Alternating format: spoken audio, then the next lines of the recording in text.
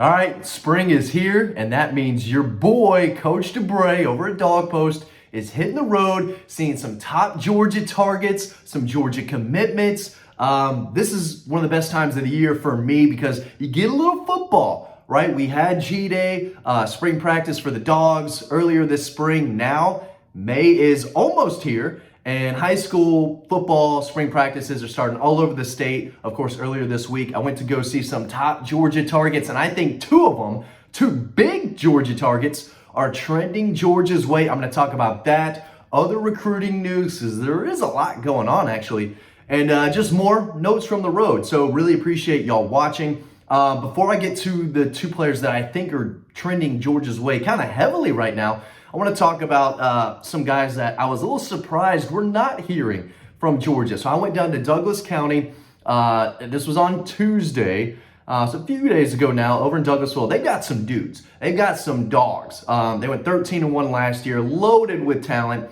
And I thought a few of those players, we're hearing a lot from Georgia. Wide receiver Aaron Gregory. He's in the 26 class. He's one of the best wide receivers across the country for the 2026 class. Maybe a five-star prospect in that 26 class. Originally played in Augusta, I believe, his freshman year. Played at Douglas County last year as a sophomore. Caught a lot of passes. Made big play after big play. And he told me, I'm not really hearing from Georgia much at all, actually. I don't know James Coley, the wide receivers coach. I'm hearing from just about everyone else. And I thought that was interesting because I thought Georgia was on this in-state top target. Turns out they're not really, communicating with him. Or Jordan Carter, who is one of the best edge defenders across the country for the 2026 class. I think he's ranked in the top 50 with Aaron Gregory, like top 50 player in the country for 26. But again, the rankings don't matter right now. The rankings get updated like every 2 or 3 months because they need y'all to click on it. It's all clicks. These aren't really where these people think these kids are being ranked. They move it up and down so they can come out with new updates all the time and get people to click on the stories. So it doesn't matter where these kids are ranked right now. Everyone loves the rankings, but it's all a bunch of nonsense until the very end. So the Douglas County kids, except for Ladarius Williams, who's a 2025 defensive lineman, he actually had a lot to say about Trey Scott and Kirby Smart. I have to write that up, so there will be a story on this soon. Should be a free story, by the way. But I think he's more of a plan C option for Trey Scott in Georgia. But if they give Ladarius Williams, who's a thick, kind of powerful interior defensive lineman who can create some havoc in the backfield, if they give him the green light to commit, I have a hard time believing he's going to say no. If he's allowed to commit to Georgia, I think he's going to. So he's a 2025 defensive lineman to know. But the two guys I think are trending Georgia's way play at Westlake. I went from Douglas County to Westlake, and I knew Georgia was in on these guys, and I knew these guys liked Georgia. I'm talking about wide receiver Travis Smith Jr., offensive lineman Juan Gaston Jr. A lot of juniors out there. Let's talk about Travis Smith Jr. first. The top 100 player in the country, number 93 overall in the 25 class, number 11 wide receiver in a receiver class that's really good. I find it hard to believe that there's 10 wide receivers in the country better than this kid who's 6'4", 200, outstanding hands, outstanding ball skills, can run, can leap and make a terrific jaw-dropping catch up in the air. I mean, he flashes the A.J. Green, ball skills, big playability. He can stretch the field. He can catch after the run. He's just a big target, and he is so tough to stop, not only because he's of his size at 6'4", something you can't teach, but dude runs really well, and he picks up yards in a hurry. He's a long strider who, if you're not playing technical, fundamentally sound, football as a defensive back, he's going to run right by you. And so is C.J. Wiley, who I'm going to talk about in a second. And I asked Travis Smith about that. He said, the two of us together, if we play together at the next level, which could be at Georgia, he said it would be unstoppable. Two 6'4", 200-pounders, in-state guys who want to play together, that would be really tough to stop. He plays at Milton, and I'm going to go see him soon. His new teammate, Ethan Barber, 4-star Georgia tight end, is transferring from Alpharetta to Milton. So Milton just got even better. They won 7A last year. They might do it again. They're even better this year. So if you're into high school football, the Milton Eagles are a team to know. And if you're a Georgia fan, I would definitely go see the Milton Eagles this year because I think C.J. Wiley might be trending Georgia's way too. But Travis Smith Jr. Told me that he didn't even know who Georgia's new wide receiver coach was. He didn't hear about the news that Georgia hired James Coley until after James Coley had called him.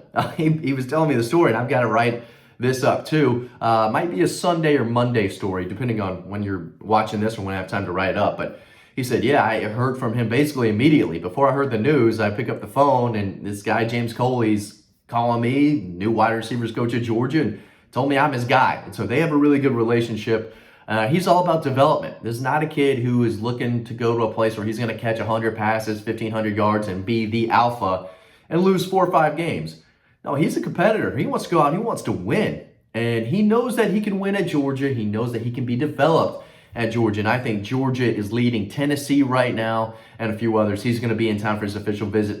If I remember correctly, he said May 31st, same weekend as Ryan Montgomery, the quarterback commit, same weekend as a lot of guys. And you could read all about that over on Dawg Post. I want to give you all the scoop, right? All the scoop. The insider details are over on the website. And again, you can't talk about these kids. You can't write about recruiting and talk about it if you don't go and see the kids in person and develop a relationship with them and their parents and their coaches and their trainers.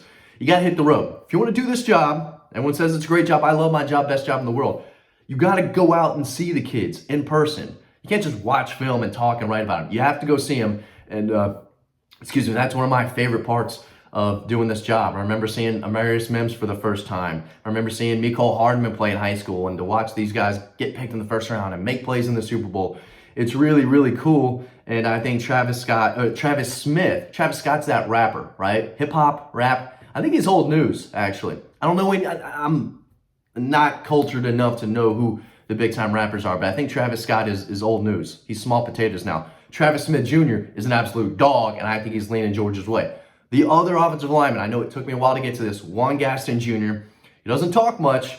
I got 4 minutes out of him. I couldn't believe I got him to talk for 4 minutes. So there's a story coming on Dawg Post. But I think Georgia leads Tennessee for Juan Gaston Jr. right now. He's massive. He's ranked as a number 173 overall prospect in the country. I've said this on multiple videos. Ridiculous. Absolutely just atrocious ranking jobs by the people on these other websites ranking these guys.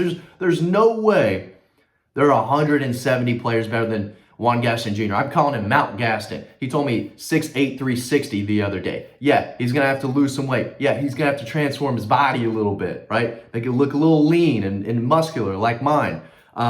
You can't play at 360. So if he loses 25, 30 pounds, he can play at 6'8", 330 at the next level. He's going to be really good. But he's massive, and he can overpower defenders with ease. I've seen him play on Friday nights.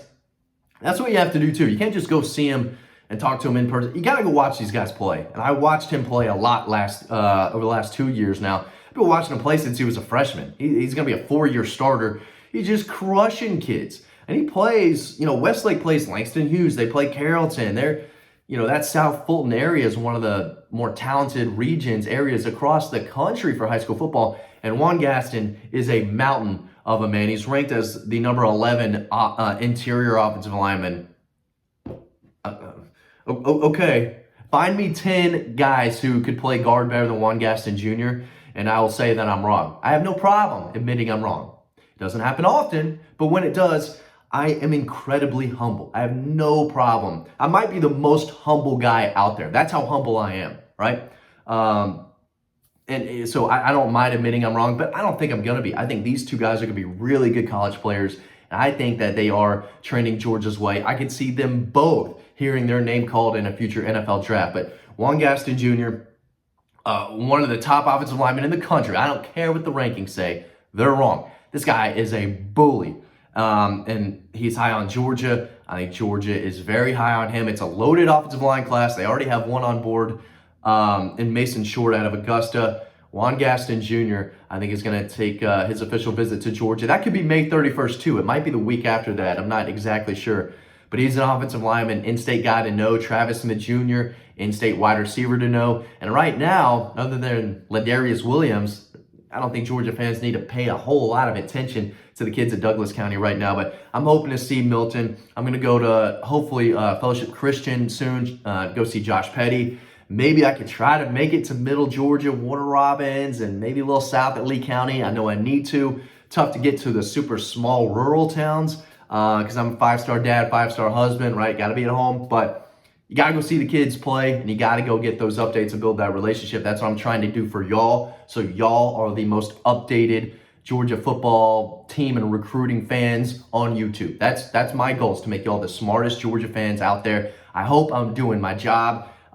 Really appreciate y'all watching and trying to enjoy the humor that I try to bring sometimes in these videos. You know, it's not easy making a 10-minute monologue, but I'm doing my best for y'all, and really hope that I am getting y'all more interested in Georgia recruiting, because it still matters. Even with the transfer portal, all this stuff going on, recruiting still matters. I promise. That's how you build championships, is recruiting. And I want y'all to be updated on Georgia Bulldog recruiting. And you can be the most updated by signing up to Dawg Post. You can sign up to our free newsletter. That link is down below. It's free to sign up, and it's free to read a lot of stories on Dawg Post. But get that subscription. If you get a Dawg Post subscription, you will be the most knowledgeable Georgia fan around, in your family, in your friend group.